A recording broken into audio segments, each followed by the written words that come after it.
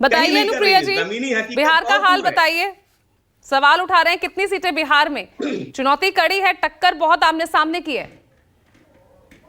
बिहार में 2019 का जो इतिहास था उसको नहीं जनता दोहरा करके एक जो कमी रह गई थी ना पूजा जी 40 में, वो कमी को भी पूरा करके 40 की 40 सीट एनडीए जीतने वाली है। और ये क्यों जीतने वाली मैं बता देती हूँ बिहार की स्थिति, क्योंकि उन्होंने पूछा है कि बिहार उत्तर प्रदेश का क्या हो रहा है।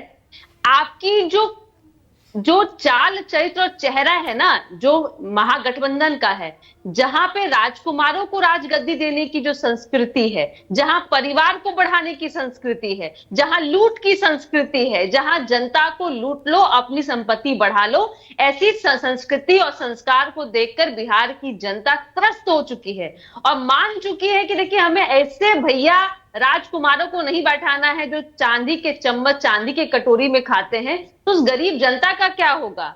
और इनका तो एक देखिए ट्रेलर भी दिख गया, बिहार की जनता ने देख लिया।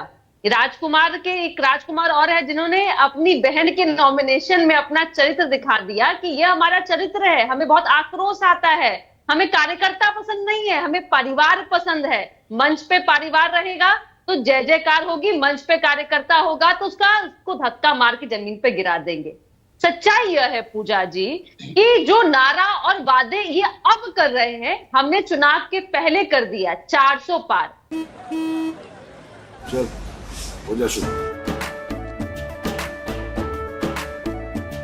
केसरिया से मन जोगी हुआ रे, दिल झूमे देखो पतवारा हुआ रे, दिल झूमे देखो पतवारा हुआ रे। हर पल मनाओ केसरी त्योहार। विमल बोलो जुबान केसरी। इस 400 पार जैसे ही यह अपने चरम सीमा पर पहुंचते नजर आ रही है, बिखरी हुई महागठबंधन जिसमें कहीं भी गठबंधन नहीं है, वो अपनी अपनी कार्यकर्ताओं को मोटिवेट करने के लिए कि नहीं भैया अभी 3 चरण बचा है, अभी छोड़ के मत जाओ, हमारा क्या होगा 3 चरण में अगर छोड़ पहले ही इसीलिए सवाल भी है ना अनुप्रिया कि अभी तो 4 चरण हुए हैं, 70% जीत का दावा आप कैसे कर रहे हैं, इसीलिए ये सवाल भी, ये दावा आया कैसे? नहीं, ये तो हम तो 400 पहले कह रहे हैं, तो अब तो यह बता दिए कि देखिए आंकड़ा हमने छू लिया है। और देश की जनता जो ये जान रही है कि जहां वादे होते हैं उस वादे को भी पूरा किया जाता है। ऐसी सरकार आप मत के तरफ आप कहीं पे ध्यान नहीं दे सकते हैं कि जहां पे अपने पुत्र पुत्रियों को बढ़ाने की नीति हो। और आंकड़े तो ये पेश कर रहे हैं। ये परिवारवाद तो आपके बिहार में आपके अलायंस में एक बहुत दिखता है, मांझी हैं, पासवान साहब है, वहां परिवार को आगे नहीं बढ़ाया जा रहा।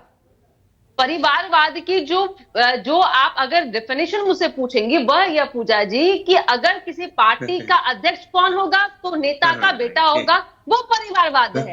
अगर चुनाव तो वही एलजेपी के दोनों धड़ों में दिख रहा है, वही मांझी जी की पार्टी में भी दिख रहा है, तो परिवारवाद तो फिर वहां है। पार्टी का कमान नहीं संभाला है, उन्होंने कैंडिडेट के रूप में चुनाव लड़ रहे हैं और कैंडिडेट जो जीत के आता है वो जनता चुन के भेजती है।